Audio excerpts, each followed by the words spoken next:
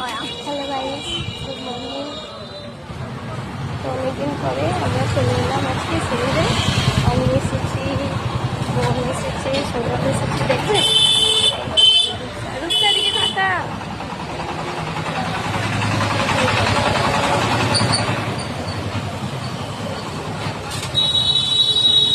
চলো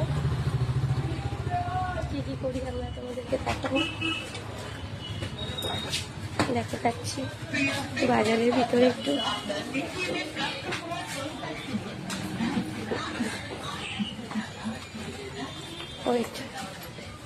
গাইস, এখন আমরা এসেছি সবজির মার্কেটে। দেখো